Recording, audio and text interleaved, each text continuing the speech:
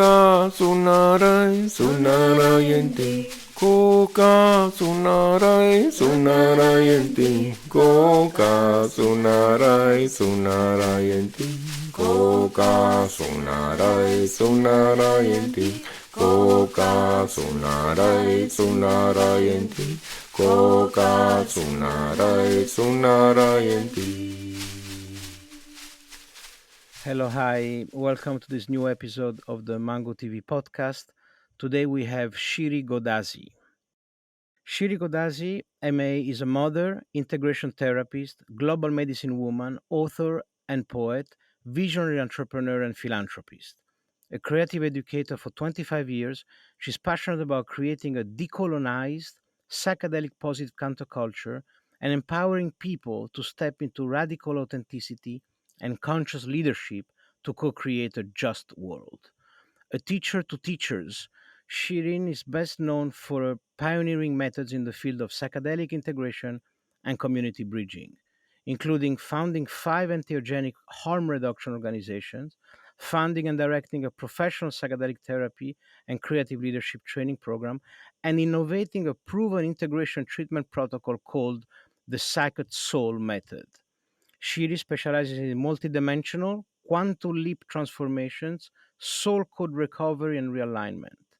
Her approach draws from consciousness and cosmology, transpersonal psychology, quantum healing, Eastern philosophy, and multidisciplinary arts, fusing ancient wisdom with modern practices for a psychic lifestyle. Her website is psychedsoul.com. Anyhow, this is a great bio. Our people are here for a treat. Our listener comes from the psychedelic world because I started with producing documentary. I don't know how much you know about Mango TV, but we produced Neurons to Nirvana. Do you remember that documentary? I'm not sure I'm aware of it. Which one? Oh, North Neurons. Carolina. Yes, of course. Yeah, so we did that, like almost 20 years ago, Wow. and so we were the very first one at Mangusta Production was producing documentary like Neurons to Nirvana, Shock 2, the songs that brings you home, Icaros. Anyway, we produce a lot of documentary on psychedelics, and now in this second activity, if you want, of Mangusta Production, the podcast, we focus mostly. I mean, we focus on personal transformation, and then of course psychedelic have a tendency to do that to transform lives. So let's start from, give us a little bit of biographical information. Where were you born, where you're from, and how did you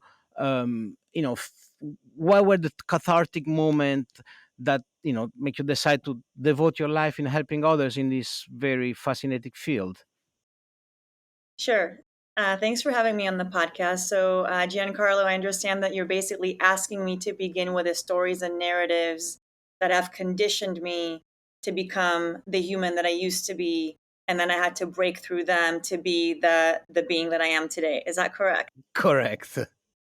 Yeah. So, just to keep things nice and tight. I was geographically born, I took body form in the land of Israel. This was back in the 70s. And, just grew up in a very like hardworking, modest family, uh, immigrants from Iran. And, just again, hardworking, basic education. And from the get go, I was poised as or tagged as, the troublemaker. We know that in every family there we have different roles in the family system. So I was definitely like the rebel, the troublemaker, the scapegoat, the one that was always shaking things up and not letting anyone settle. And then, of course, we moved to the United States when I was 11 years old, which was another big transformation for our family. I did not realize how that immigration that was so traumatic on me left such a big impact on who I was.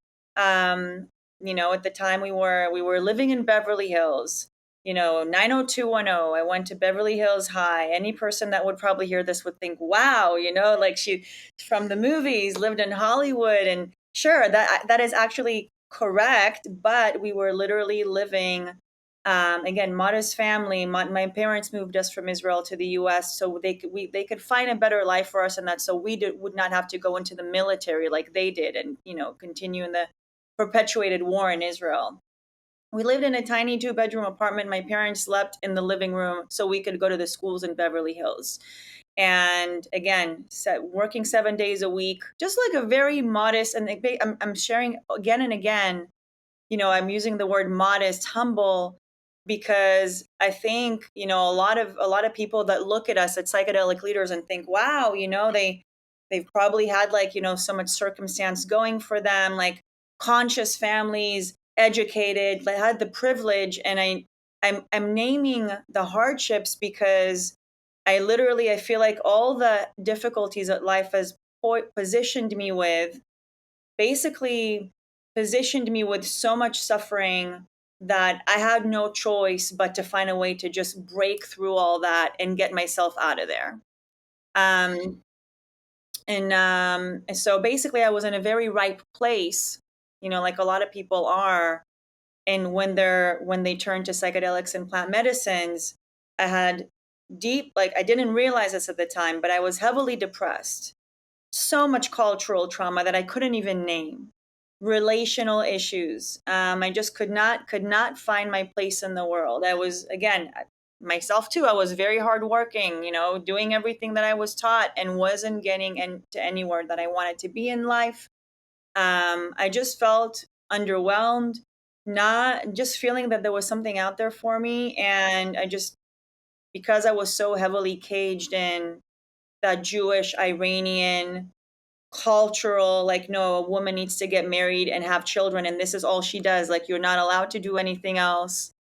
And basically, like, all of your life is hinged on this husband that you're going to have. I was like really wrapped in that, and I resisted it. Until one day, through all the hardship, I said, I'm still not living the life I want, even though I'm resisting this. So where do I belong? And I asked God to send me the answer. And then, thankfully, into my life came plant medicines and psychedelics. Wow. So which year? How old were you, more or less, when you asked God for help? I was in my mid 30s, which is exactly the time, as Carl Jung says, we spent like the first half of our lives Doing research. looking for all the exactly answers and building externally so we can, find ourselves. But then in midlife, we realize that the answers are not going to come from the outside, and then we go within. So that's exactly what happened to me. But so, if you don't mind me asking, in your mid 30s, what were the symptoms of your discontent? Sure. So again, I was having a lot of relationship issues. I just wasn't, I just, like, relationship after failed relationship. I was having a lot of issues with my parents. My family wasn't just not getting along with them, not fitting into that box, but also not having the tools to escape out of there. I was also working at the time, because of logistics issue. When we moved to the United States, again, we immigrated to the United States. We actually, even though we were filed for residency for decades, I, at my mid 30s, still was not legal in the United States, even though I went to school there. So I couldn't actually go and get a proper job. So I was in my mid 30s. I had my undergrad degree, but I was not able to go and apply for a normal job like any woman in her 30s can. I couldn't build my life. So I was literally working under the table in jobs that I felt were degrading my soul, just to make ends meet. And I was making it through, but I knew that this was not why I felt like my life was being wasted. I knew that I had a really good mind, really beautiful mind, that I wasn't applying, and I wasn't serving my purpose. That much I knew. Aside from that, the word consciousness meant absolutely nothing to me. Spirituality meant absolutely nothing to me, aside from lighting Shabbat candles on Friday night. and doing the Jewish holidays. And I was just, I not just, and again, not, I wasn't living fully. I was dismayed with life, wasn't living fully, and was just miserable, Yeah. miserable. But so there was pretty much like external conditions, which were, of course, very. I can see how you might feel, in a different culture, non accepted, not wanted. But that was, you had an internal sense of where you connected with yourself. You were like, did you feel that you had a fracture of the self, or it was you were just on a very different culture that didn't allow you to express yourself? I think it's a little bit of both. I don't think that at the time, or not just, it's not that I don't think, I know for a fact that at the time I did not have the terminology to Yeah, articulate, I did yeah, not even have the yeah, emotional yeah, intelligence yeah, to articulate what I was going through. And even when I went to moved on to get my master's in psychology, while I was in school learning about trauma, I still could not articulate the intergenerational, direct and indirect trauma that I've endured my entire life. And literally it took plant medicines to help me even just yeah, become aware of that, let alone develop the language to be able to articulate it, which is a whole other thing. yeah, yeah, yeah. Gabor Mate calls them. No, sorry. Eckhart Tolle calls them, pain body on the country level. You get the trauma from your, like the Native American, or the revolution of Iran. And but so okay, so you pray to God to for help, and God sends you plant medicine. In which form it arrived? Well, the form that it arrived is when I finally, again, I was always just in transitions at the time. And I felt that, despite my feeling, again, very dissociated from my culture, detached, I was looking for my tribe. And I just started going to the transformational festival scene in Los Angeles. I began attending Lightning in a Bottle, Burning Man, connecting with these people, then going to Coachella. And through that scene, I began very like sporadically experimenting, as they say, with these substances until one day in spring of 2014, I was at my first and last Coachella festival. Um, at the time, I had again no education about psychedelics, no concept of set and setting, not understanding anything about dosages. I just knew that these things could, could mean a good time. And a friend handed me a packet of MDMA. I have no idea how much was in that packet of MDMA, except that I know that it was now from the, reflecting back, I believe that it was, 3 or 4 times the typical dose that a person would take. Um, or would require, and that experience literally cracked me open. And from that moment on, without getting into the details of what happened on that evening, but I've spoken about this on so many different podcasts. It's all over the internet. But that one multiple dose of MDMA, for the first time in my existence, or at least in this lifetime that I'm currently in, for the first time in this lifetime, under that influence of the substance, I felt so incredibly connected to other people, able to to be in intimate conversations without shying away, under understanding for the first time what unconditional love is, or at least experiencing in that way. Being able to communicate without words with thousands of other people, and they, just communicating through energy, and having an immense amount of gratitude like I'd never before even knew was possible. So these are some of the things I experienced that, and I, drove home the next day just crying, crying, like the tears would not stop. Something moved within me. I felt so incredibly, I felt so privileged and so fortunate that I was gifted that window, that there is more outside of this bubble of human suffering that I've been born into and also created for myself. So that gratitude that I felt just for, again, like being like able to glimpse into something like that, that what piqued my curiosity. I just wanted to like continue being in that gratitude and understand, like explore that again, like peek into that window more and see what else is there, because there is something else.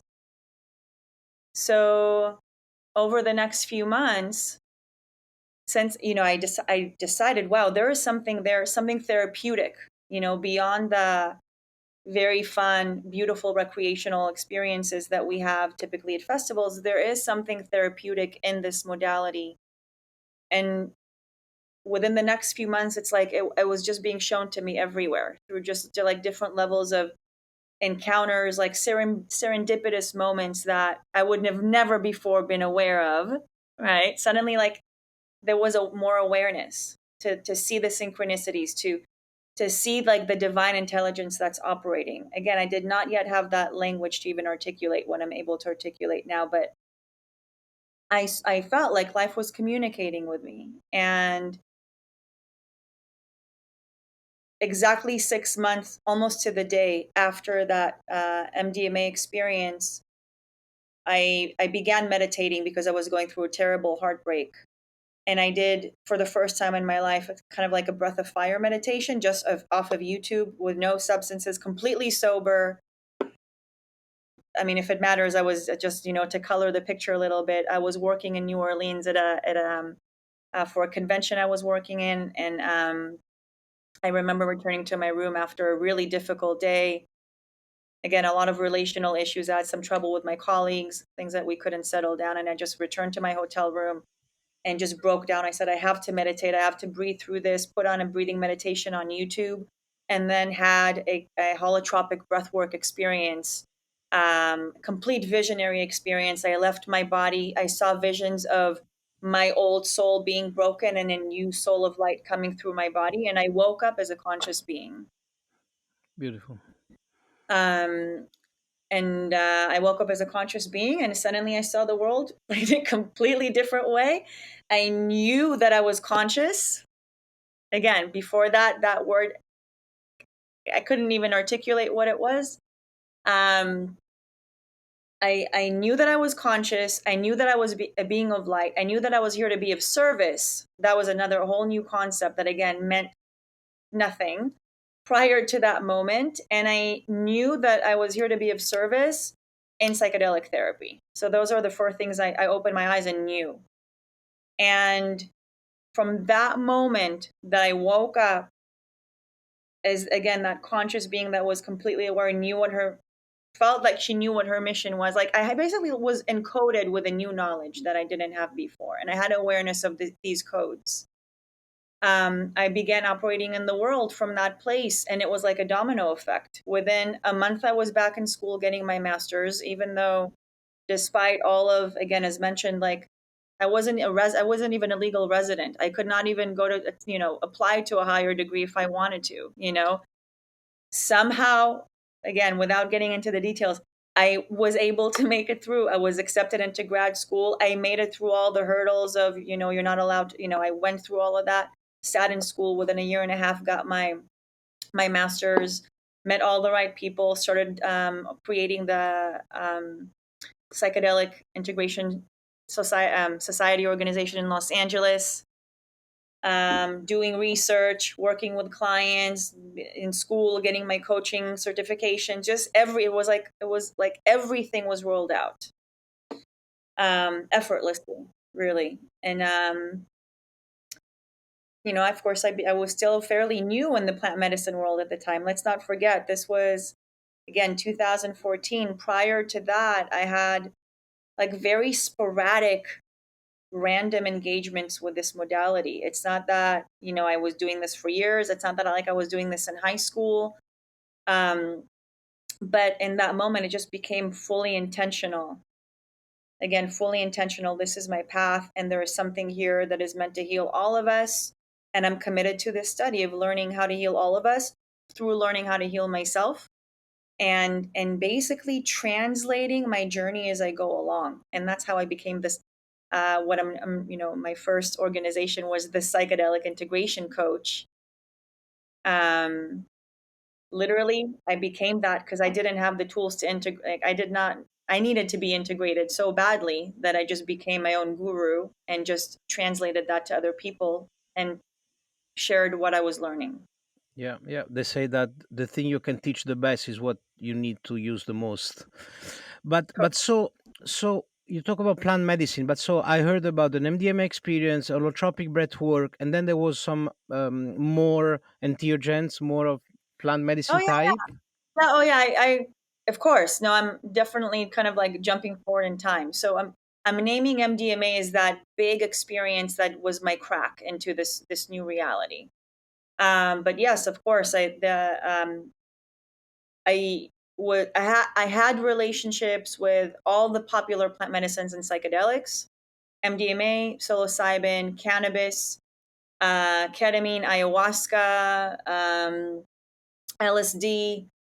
Am I missing anything? Those were the primary ones. Combo, DMT. Of course, trying to be mindful of how to learn from all these different teachers. Um, but yeah, I've definitely I've worked with with this entire family and other ones, but these are the primary ones. But so you know how they say that spiritual growth is not a linear line, continuous line going up. It's more like a step situation where, for many times, sometimes you even go down, and then there is like a cathartic moment. There's a big step up. So definitely the MDMA experience, definitely the holotropic breath work. What would be another couple of moment where there was a big step up in terms of understanding of yourself, the world, the connection in it, and the purpose, etc. Yeah, I mean there were so many ebbs and flows in the journey, as you just described it so well yourself. And I feel like my journey, in some ways, is very similar to other people who are just waking up, right? So again, remember, I literally had an awakening experience, which I feel is very common right now on the planet. A lot of people, and I feel like the pandemic was actually like really beneficial for that. Like a lot of people were brought down to their knees during this era, and again, we're looking for a way out and began waking up. And so this is what happened. And for most people that wake up in this way, I feel like in the beginning there's kind of like the honeymoon stage, right? This is amazing. Wow, everything is like going for me. If you feel like you were gifted life anew. Um, and then, once you kind of like you get into that groove and you get into some sort of a literal and metaphorical high, and there's that initial fire of awakening. There's an initial fire where we literally feel like we can do anything, and this is not any different from a lot of people that go to ayahuasca for the first time in the jungle and they say, wow, I'm here to heal the planet, I'm going to open a retreat center and be a shaman and this and that, right? So I went through something similar in that way. I mean, I didn't want to be a shaman and do that, but immediately I knew this is my path. I'm going to go to school. I'm going to become a psychedelic therapist. Let me start this organization. Let me, you know, facilitate these classes, and just like dipping my toes everywhere. And then I had an experience, and this one was, let's say, specifically with a combination of LSD and MDMA, which is, I think, one of my favorite combinations of all time. I took it specifically, and again, in a therapeutic, with a highly therapeutic intention. I did like the classic thing, just in my room with eye shades on. I had some, again, these relationship problems wouldn't stop, and I just wanted to understand why they were happening. And this particular experience just showed me within me the roots, the traumatic roots of this reality. Roots that did not begin with me necessarily, but were being manifested through me through behavioral patterns that I was just playing out unconsciously. And that experience brought me to my knees, literally. And I feel like that was kind of like an entrance to a portal of a very heavy dark night of the soul, um, through which I went concurrently. And I want to just emphasize that um, during that time, I was married to the love of my life, also a psychedelic person, very well known in our community. We fell in love immediately. We created a family. I went through pregnancy. I had a daughter. I also had postpartum depression. We moved a house. There were so many things that were happening while I was just like, again, on my knees studying with the medicines, trying to take care of myself, trying to take care of my baby.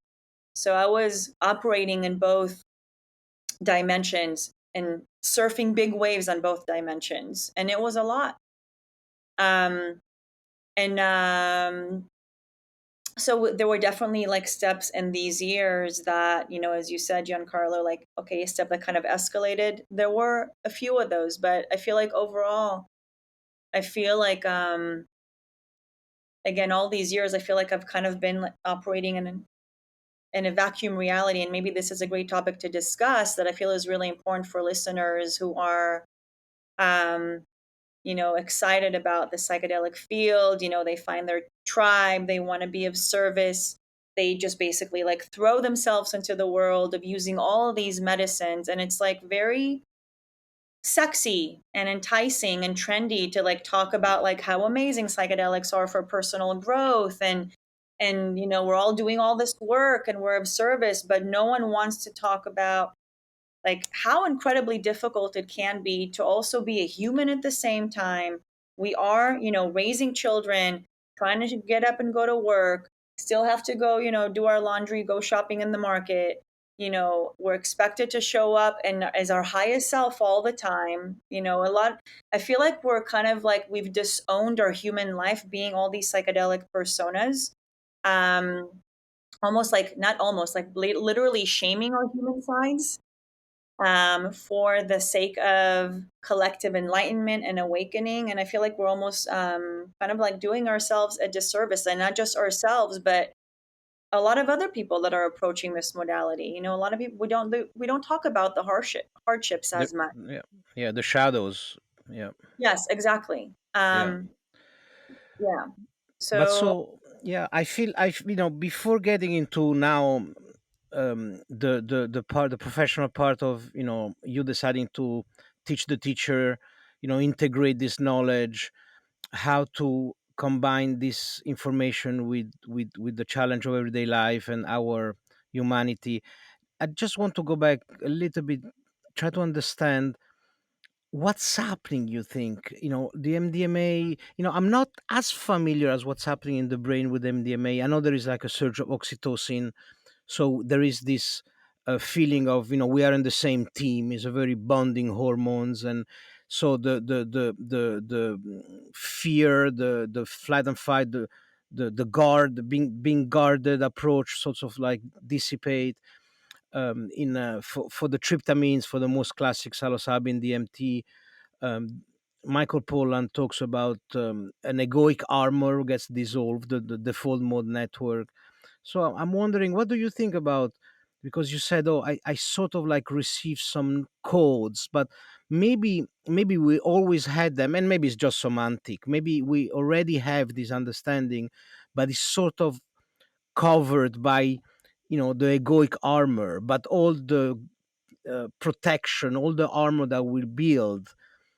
In a sense, to get protected from the neurological and spiritual injuries we get Mhm. from childhood, from the parents, from a culture, from our the countries. And we keep on building this. It's like a cartilage around this neurological tear that basically prevent us from connecting with oneself and other. Is it possible that um, it's just a rediscovery of some sort of wholeness that we already had before building all this protection? What do you think about this? Looking at this like that. Yeah, absolutely. So first of all, I think, you're touching on a really interesting cultural point, right? The whole idea of integration, popularly, the psychedelic integration is a relatively new term and theory in the entheogenic world, and it's simply a modality that has been invented, or rather created from and presenting need of an evolving culture. And you know it's hard to say exactly what it is. We're literally figuring out, again, and narrating it as we go along. And a lot of people, or rather, I'm sorry, I'm not going to say a lot of people, but culturally, it's assumed that integration helps us become more whole. Basically, it's a method for us to become more whole.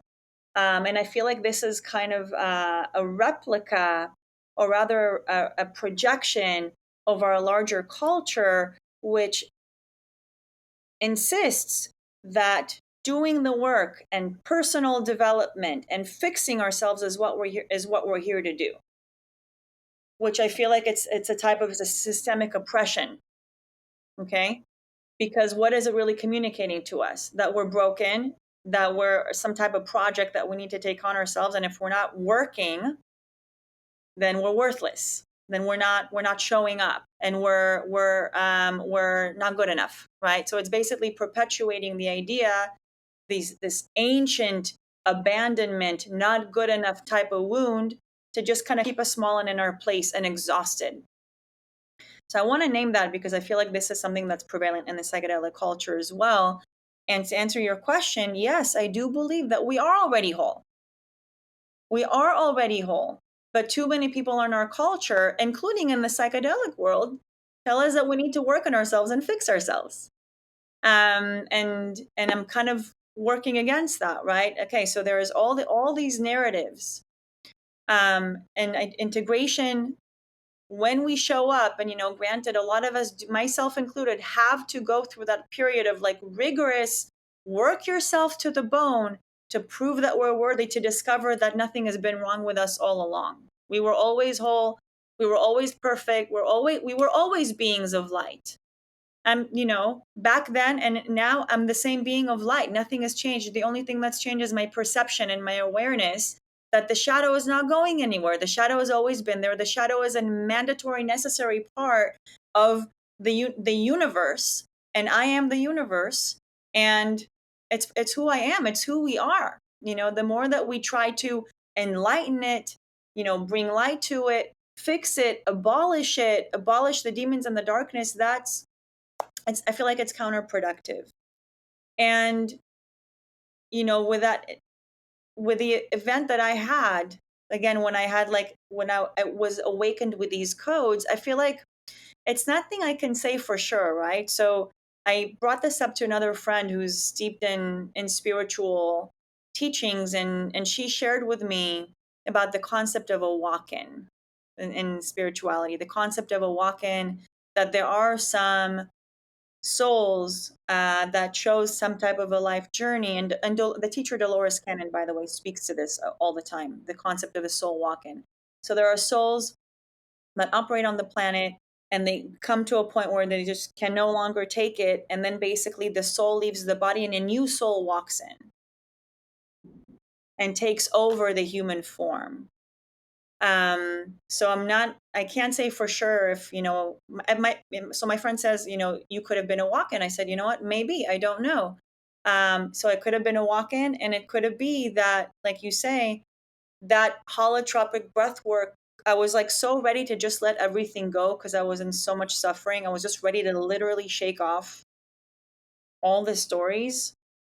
That yeah, maybe I was finally in a place where I was ready to lose control, and I did lose control in that experience, and something else lit up inside of me, and I was finally able to receive it. Yeah, beautiful, beautiful. But so let's get into this integration business. That's the core of your business, right? You help.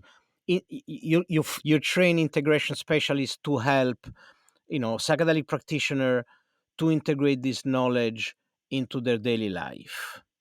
So maybe let's. What is the how does it work? How your integration protocol works? Sure. So I developed an integration method called the psyched soul method, and it's been developed over the years that I've been in the field working as a community builder. When I got started, I literally, everything I did was for free or by donation, just creating meetups, sharing circles, creating protocols, and then slowly building my coaching practice, slowly giving classes. And then people started asking me, wow, can you actually do like a longer training? I'm like, sure, I have like all the material I've developed for my clients. So everything that I've created has been created through field experience, working with clients, and through myself, my personal study. And I really just want to emphasize that. Um, and of course, also my background in the academia. In At the time in 2016, I believe, I was affiliated, or I took the MAPS Multidisciplinary Association of Psychedelic Studies, who were just starting their MDMA assisted psychotherapy training program. I entered that program, and I did a couple of the modules, and in there I learned about the protocols that they used for the clinical trials of MDMA, which we know that MDMA, when used in a certain context, certain setting, and with a certain protocol by MAPS, which for them it's 1 month of prep, 3 treatments, and then a month of integration. And that protocol provides impressive results for people who suffer from post-traumatic stress disorder. So I was in that program, and at the same time, I had some friends who actually went through these clinical trials as participants, did the treatments, did the whole protocol. And I learned through them that, after 4 months of working with MAPS in the trials, going through that protocol, they felt like they were thrown back into the water. They dealt with their trauma, but had no idea how to operate now as people that have their trauma in check, right? So there was no words on habits. They were lacking community. Basically, they were having difficulty sustaining the incredible results. So it's like the results were kind of like in a vacuum, but weren't really grounded in their lives. So putting all these pieces together, and again, just working with private clients on my own, I developed the Psyched Soul method, which is it's based on the MAPS model. However, it also extends into a 2 month sustainability and recreation period, meaning I'm a big fan of integration being a lifelong journey. It's not something that happens 1 or 2 sessions after a psychedelic experience, but rather it's a holistic, multidimensional model. Integration begins the moment that we begin thinking about ingesting the substance. Then we start arranging, thinking do we want to take a mushroom? Do we want to try ayahuasca? Where should we do it? How much should we take? Oh, this is the time. Maybe I'll do it with this person. Oh, this is all integration. And then, of course, there's a day-to-day practice. So it's a lifelong thing. So my Psych Soul method is based on an ongoing minimum 6 month protocol where the clients circle through different themes that are prevalent in the integration individuation process, and study them in depth. And then, of course, utilize the medicines to bring more awareness, but the medicines are not the highlight. Their daily work, day-to-day work practices are the highlight of the work. So it's basically, how can I say this, like an ancient technology, a mindfulness technology. The Buddha, this is nothing new. The Buddha said, just show up, sit in stillness, listen to yourself. And we have teachers to remind us how to just like be far removed from the constructs of our mind. Just do that every day, and this is the practice. So integration is a mindfulness practice around psychedelics. And the deeper I get into this world, with all the methods I've created, courses, programs, all the formulas, all these are available for people who feel like they need it, until they finally discover that it's not the core of the work. The core of the work is the way that they show up to themselves every single day. Yes, yes. It's a lifelong process of reconnection with the self.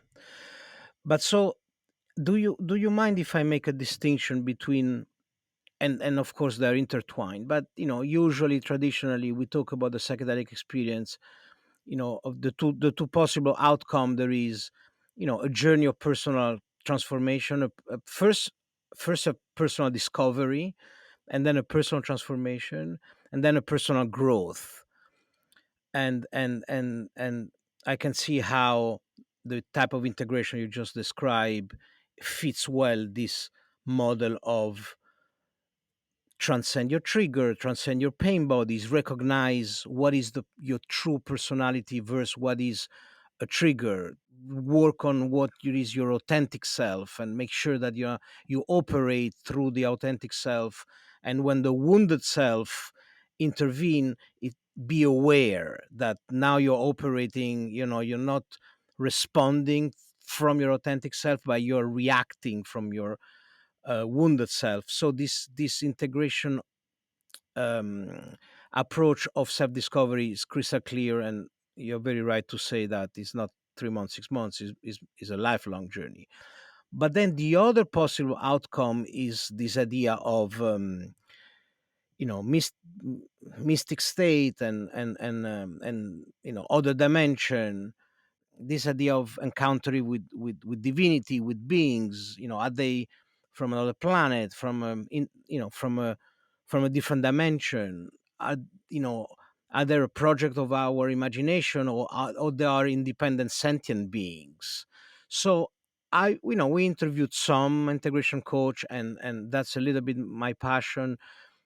What would you say to when a practitioner comes back from a trip and says, "Oh, I was with this entity.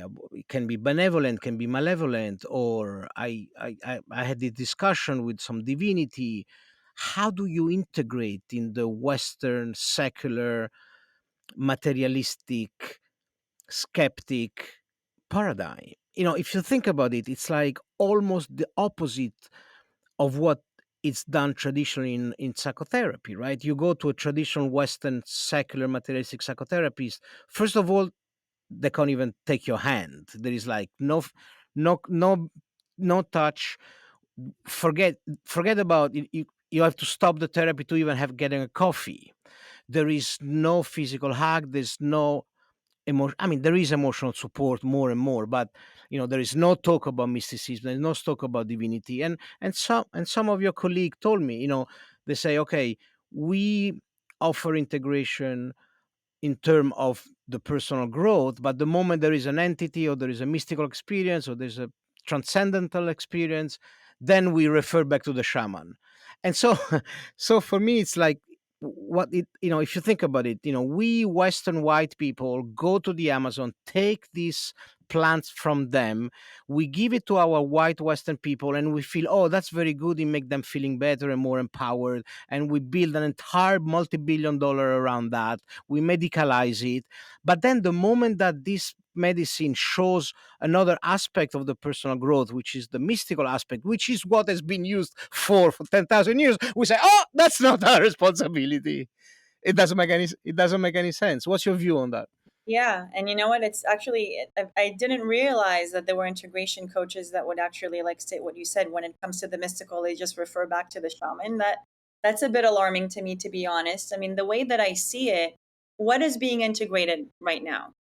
The spirit world, the great mystery, the feminine aspect of life is being integrated right now into a very masculine, capitalistic way of being that has induced within us a sense of separation from God, separation from who we are. We've just been completely isolated and individual, like hyper individuated, to a point where we're so far removed from ourselves. We're all about linear, science based, about the rational, which means we've completely abandoned the natural, wild, earthy, great mystery. And that's why ayahuasca is becoming so popular right now, because ayahuasca is the antidote to our very clear cut medicalized model that has taken over our world. And it is people that are working in the integrative medical models. For example, Gabor Mate, which you've stated. For example, there's another doctor, I believe he's Portuguese, I'm not sure exactly, but his name is Nader Bhutto. Okay, he has this medical model that he created that is an integrative. He's a big ayahuasca person, and again, medical doctor. There's also Dr. Joe Tafur. Okay, so we do have a few people that understand that all these ailments that we're experiencing in the West, whatever it is, all the pathologies we called mental disease, they're rooted in spiritual disease, spiritual imbalance. physical disease is rooted in spiritual imbalance. So there are people who understand that. And to me, as an integration person, I believe that the greatest role of integration coaches, therapists, again, we are the mediators of worlds. We are the bridge between worlds. We have to be proficient in understanding both the science and the mystery and be Yeah. able to communicate between both. Yeah, but who, better easier said than done to be proficient in intermediate with the spirit world. I mean, how do we know from the spirit world? And can you elaborate on spiritual imbalance? What do you mean by that? I mean, I understand what you mean, but I just wanted you to tell for the client, for the listener. Okay, let me see how I can say this in a very simple way, just not exactly knowing who the listeners are. But let's say um, I'm going to take a very, well, I don't know if I want to get into an example like that because it may be a bit controversial. I'm going to give an example of one of my clients, okay, without naming, of course, anything. I had a client who came to me because she has fibromyalgia, which is she explained it the way that she described this disease. She always feels like she has like burning pain all over her body. She's so sensitive. It's hard for her to move. It's hard for her to sit. Everything is painful. And all the medications that she's taken, and forgive, I mean, I can't get into too many details. This was years and years ago. I'm just trying to like really keep it bare bones. But pharmaceuticals, doctors that she had, nothing was helping this woman. She was, I believe, in her early 60s. And we, in our session, talked about, you know, what is she experiencing in her life? Where are her relationships at? And I feel like relationships are always great indicators. Basically, are they able to be in intimacy with another person? Are they thriving in relationship? Again, whether it's close friendships or romantic relationships or with parents or siblings, is the person able to thrive in relationship, or are they shut down, avoidant, dissociated, triggered, etc.? And through our conversation, typically when we talk about relationships, it always 99.9% of the time goes back to early childhood, which is the time that we as when we come into the world in early childhood, from age 0 to 2, 2 to 4, 4 to 6. This is where we learn how to bond with the world and relate to the world, basically through our earliest years. The way that we are able to relate with our parents, if they took care of our needs, if our needs were validated by them or not validated by them, then that's how we develop our ability to relate to others, also known in psychology as attachment. So can we create a healthy attachment or not? So through a discussion like that, I learned that this person grew basically into a religious cult, and went through some things in this religious cult where she went horrific sexual abuse as a child without protection from the parents. She was violated. And I mean, I don't know if you, I mean, people can't see me on camera, but I just noticed that even as I was talking, I was kind of like, tightening up and literally felt my skin burning, because the person, we can see, through all the, like, this conversation and what this person went through. And, she talked about the symbol of fire and how, like something that happened when she was younger, that there was fire. And she also kept talking about how the pain was burning her, right? So there was a lot of symbolism. So just from our conversation, for me, it was very clear that the pain body that she was holding on to, again, that fire pain, because her body has been violated so many times. Her spirit has been violated so numerous times as a child, that literally her body has manifested a psychological condition where she created an armor of fire protection against other people through the fibromyalgia, because she's been violated so many times. So this is an example of how, when her spirit was invaded through a trauma that was not healed, the body held on to that trauma, like the book, like the very famous book, The Body Keeps the Score. The body holds on to trauma a trauma, which is a blocked, unresolved energy, when the body doesn't complete a physical response and then traps the the energy gets trapped in the body and then manifests through all sorts of physical diseases, physical distortions, physical spirit, mental compulsions, etc. Um, so this was maybe a little bit more complicated than I should have Yeah, gone. no, this is very clear. The psychosomatic aspect of to what extent psychedelic can definitely uncover this kind of trauma and some reaction to childhood trauma. This is clear. I was interested to understand, how do you integrate an entity that come and see you during one of these medicine? Can be benevolent, can be malevolent. How do you integrate that? You have to change your a complete worldview, right? Sometimes someone told me, like, everybody talks about integration, but it's like you take the Flintstone from the caveman, right? And you No, take there are them. methods to integrate it. I think it depends on, I think the example that's being shared, okay, there's an entity and how can a person integrate that? I would, the way that I would approach it is, okay, who is this person and what is their story? Of the What of is their, Yeah, yeah, what are they coming into the ceremony with? yeah, What are their conditions? What is their family like? Are they in a crisis? What's their job? Do they have a physical condition? Have they do they have any interest in the spiritual world? yeah, Where is how did they grow up as children? Basically, a person is not isolated from their environment, and neither is any type of psychedelic insight, right? So, the way that I see it, all psychedelic insights, be it deities, be it memories, be it other dimensions, be it like a new wisdom that comes through, they all exist in an environment. And you can't just take an insight verbatim or literally and try to apply it to the person. You have to look at the ecosystem around the insight and the ecosystem of the person and see how they relate to one another. For example, there could be two people sitting in the same ceremony, right? One person sees a serpent coming at them, and the snake looks at them, and the person looks at them, and the snake is about to eat them, and the person is just terrified and passes out because they're mortified that a snake is about to eat them. Whereas the other person would see the same snake, sees that the snake is about to eat them, and they would jump into the mouth of the snake, right? And it's this exact same vision, but two completely different ways of relating. And the root of this relationship is where the person is rooted or not rooted.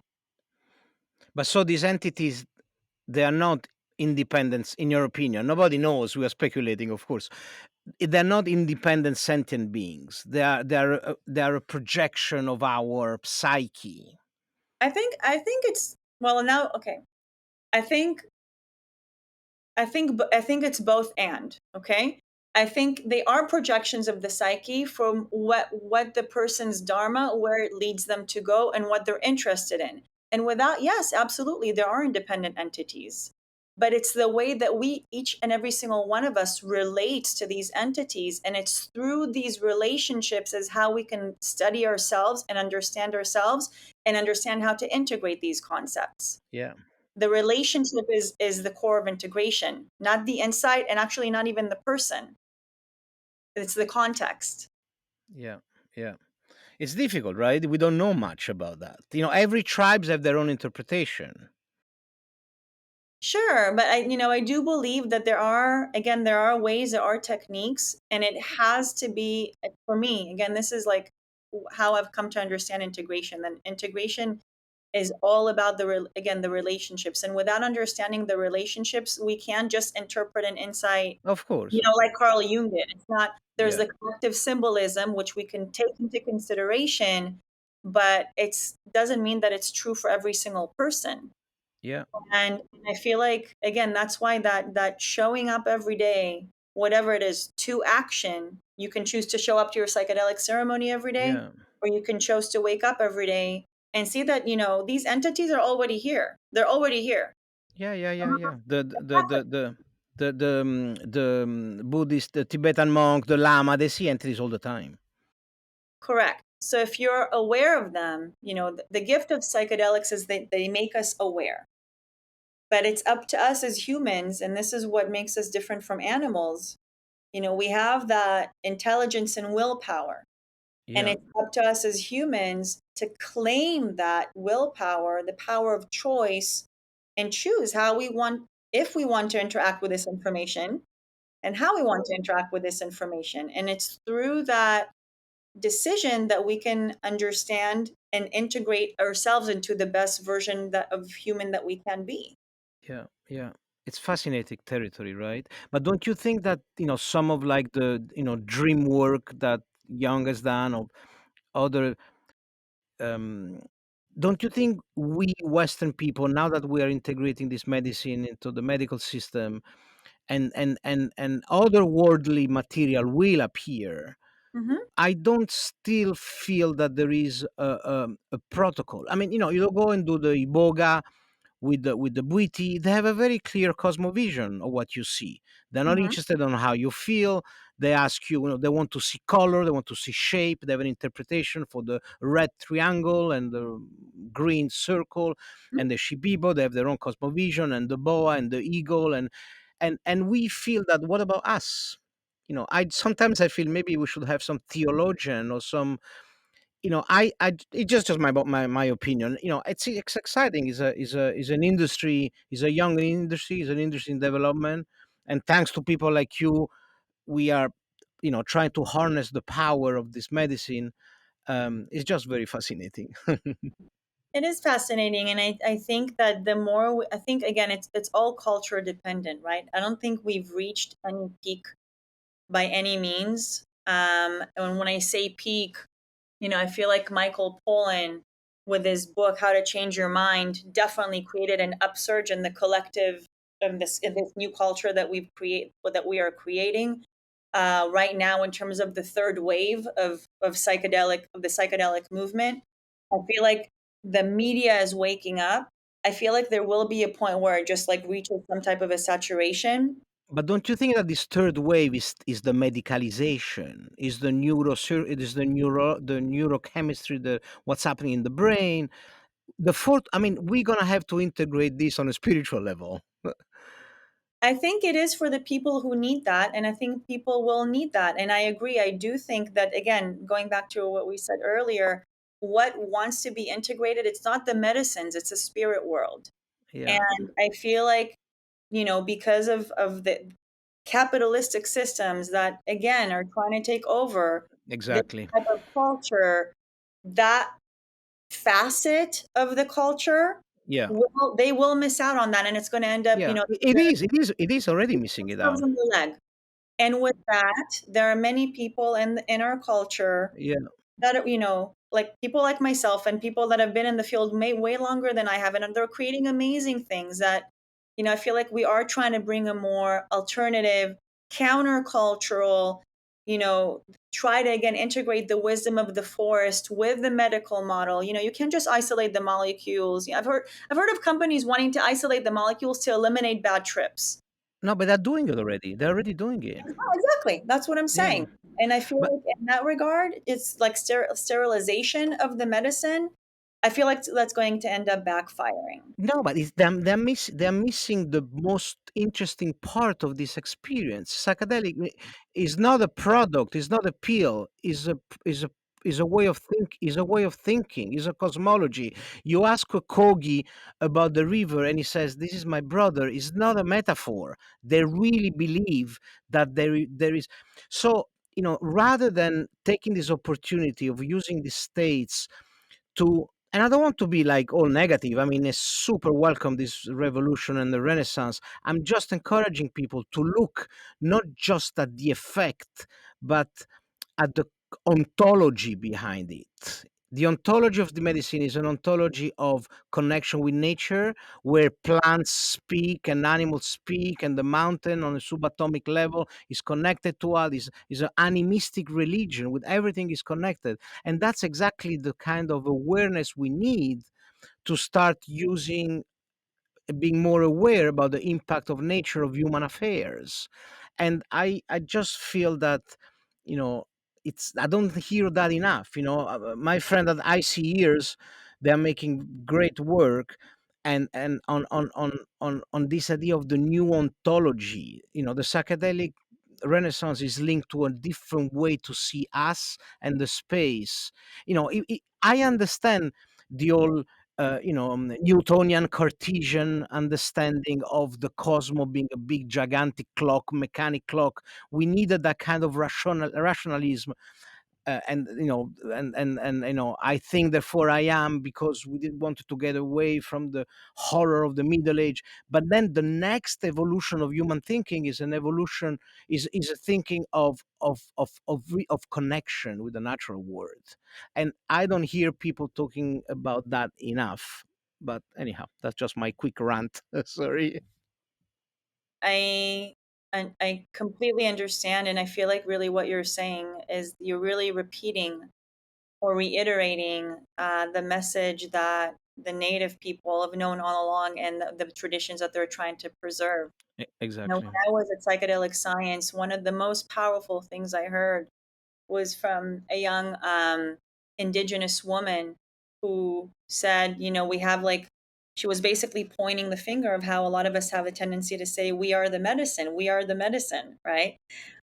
And she said, "Well, actually, we are not the medicine. It's the relationship, the community that's the medicine. It's the fact that we are learning to return, to be with other people, to sit in the circle together. And through that sitting in the circle together, this is how we heal." So the medicine are the ones that are basically pulling us into that space, but they're not the medicine. It's again, the relating, the healthy relating, the sitting together where there are no hierarchies, there are no certifications, there are no, authorities or medical models or certifying bodies or whatever. We're all sitting the same, we're holding hands, there's one kind, the human kind, and that's the medicine. And Nice, nice. for me as a person that's been operating in the field, and also specifically, I want to name, you asked me before we got on the call, like if there's anything I want to talk about. There is something I want to talk about. I've founded 5 psychedelic harm reduction organizations. As mentioned, a person that uses psychedelics, I wanted to share what I knew, what I learned in real time. People asked to learn from me. I created what the best products I could, the best services I could to support their needs. One of them being the first integration coaching certification that was 1 year long. I think I was the first one in the world that created something like that, to that like comprehension. This was in January 2020. And in the last year alone, year and a half, I think I learned of at least 5, 6, or 7 other organizations that created coaching certification schools. And, I feel like in some way that's like a natural progression of the culture. And in some ways, the more that I get into the medicine path, the more I see, the whole idea of certification is something that I've always questioned, like, how is this contributing to the culture? What am I contributing as a creator? When for me, training is important, but is this basically, again, a replica of, again, creating authority, creating gatekeeping? I've always thought about these things, like, how is this helping or not helping? And I've basically come to an understanding from the get-go that I still have had this I had this like understanding when I was holding no cost circles in Los Angeles years ago, that basically like all I am interested in doing is providing the information, giving the information to the people so they can learn how to take care of themselves. And I finally, after 3.5 years of having the school, I decided that I don't want to contribute to this anymore. I want to create something different that, again, will just be more of like an open resource and just provide the information, and to go back to creating communities. Because the information, again, it's all the methods, the protocols, like we talked about earlier. It's just to help people feel safe. Oh, there's a method. Oh, there's a protocol. But then they understand, again, that again, the medicine, like you say, it's the connection. So I'm more interested in focusing on that and less on the method. So that's kind of where I'm headed now in terms of my service. Thank you, Shiri. We just passed an hour, but so you did mention a little bit where you're going. But so, if you had to think about yourself in 10, 20 years, where would you like to be? I know exactly where I'm going to be. Nice. Tell us. Yeah, I'm a creative educator. I've been doing creative education in different formats for 25 years, and specifically in the psychedelic world for about 8 years. But years ago, I was a preschool teacher. I was, a makeup artist, and training other people how to feel more beautiful. I was doing all sorts of things, and I came to an understanding. I've invested so many years, and again, helping people, quote unquote, fix themselves, helping adults release all their trauma, release all the conditioning, basically undo all the damage that has been accrued for decades.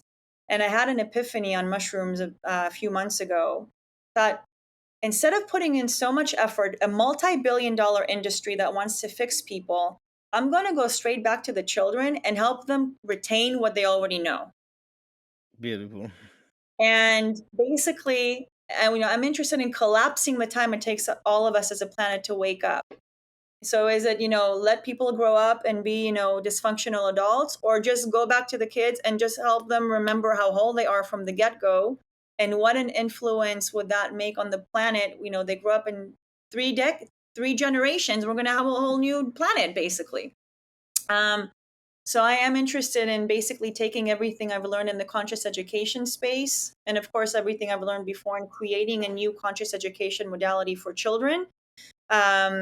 And of course, to include, tools that are relevant for these times, for the transformation we're going through, with the digital age that we're in, AI, commerce, all these, like, returning to nature, growing food, taking care of the planet, just taking all these elements that we need to help us prepare as we move into a new earth. So that's where I see myself going. Amazing, amazing. Listen, thank you so much for your work. It's so important. But so, if people are interested that want to become a facilitator or interested in what you're doing, where they can find you, we'll put it on the show notes. Thank you. Yeah, my website is psychedsoul.com. I am very much focused on supporting women and creating a female sisterhood. And again, also as mentioned, I'm creating a new service specifically that's meant to provide people all the information they need to support themselves and support other people in less hierarchical way. You can find a lot of also free resources online, a lot of free guides and downloads. You're welcome to grab anything that can support your journey. And thank you so much for the opportunity to share. Thank you for being here. I just want to credit Mihai Love, who introduced to each Yeah, other and recommended we speak. He started a beautiful organization called Power.life, integrating new technology, ancient technology. I would recommend to check them out, Power.life. And we'll speak. I'll ping you in next year. We'll continue and see where you are at next year. Thank you for your time. thank you so much. Have a beautiful, beautiful day. You too. Thank you. Thank you, Shiri. Blessings.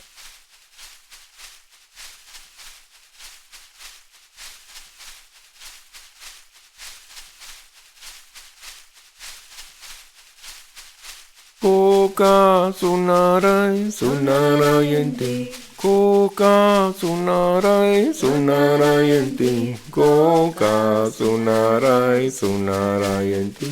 Koka sunarai sunarayanti. Koka sunarai sunarayanti. Koka sunarai sunarayanti.